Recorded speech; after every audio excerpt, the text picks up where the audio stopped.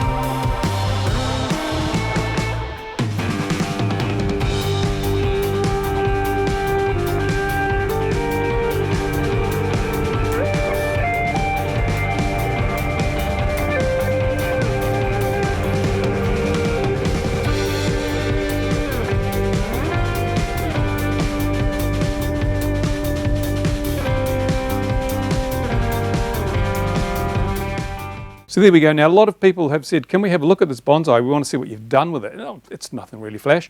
It's actually quite old school. Here's an old, this is off an APM, I think, this GPS. I think I bought it. It's, what is it? I think I got it from RC Timer many, many moons ago. That's why it only gets 6 or 7 satellites, I think. It's not state of the art. It's not that flash. It's not that light. It's not that small, but it does the job. What is it? CN06 Plus, it's called. It did have a compass on there, but we're not using the compass on a fixed wing because there's not a lot of value to it. The craft can work out its heading by the trail of GPS coordinates.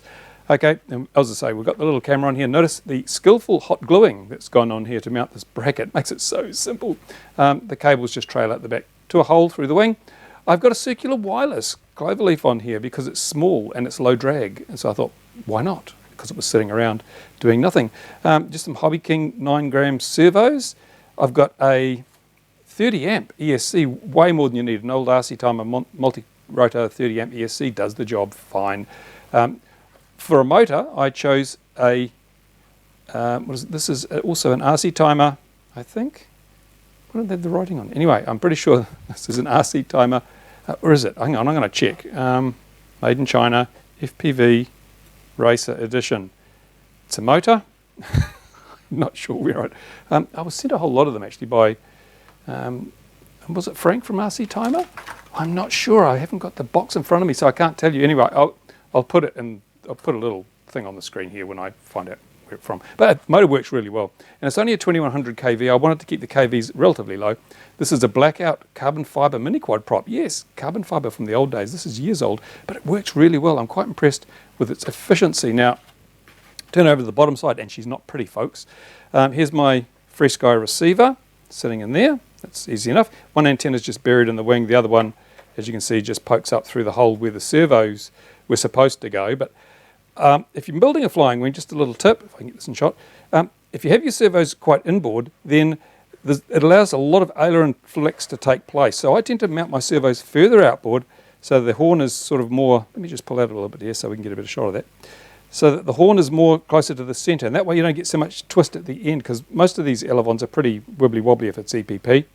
And also geometry. Word about geometry. A lot of people mount their horns so they're straight to the airflow, so the horn runs this way. Mount them so that they're at right angles to the hinge line. See, so the hinge line runs through there, because then you get the right geometry.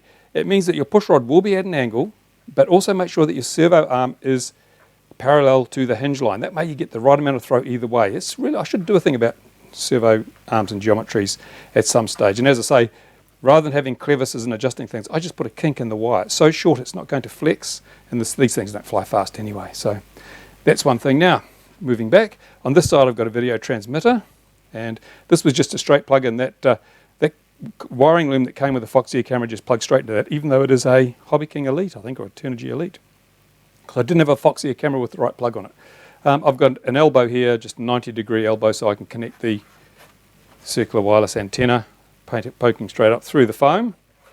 And then down here we've got a rat's nest that is a F4 Omnibus version 3. It's not the Pro, there's no current shunt, just an F4 Omnibus, and the wiring here is real bodge, I've got to tell you. One thing that you really need to do with these if you're going to be using them in something like iNav is underneath, you can't actually see it, but underneath there I've got some foam plastic. Do you know, just normal open cell foam plastic like this? You know it's open cell if you put it into water and it soaks the water up. If you can use it like a sponge, it's open cell. It's essential that it's open cell, but I put that underneath to cover the barometer, because the barometer is very sensitive to turbulence. If you don't have something to moderate the airflow around the barometer, then you'll get these things wobbling all over the sky because they're constantly trying to adjust for an altitude that is really just variations in pressure. So this thing has got very, very good altitude hold now. It's within a metre or so because the barometer's working, and it's getting a nice steady airflow because of the foam plastic that I put underneath. I've got a Hobby King 1003 cell here.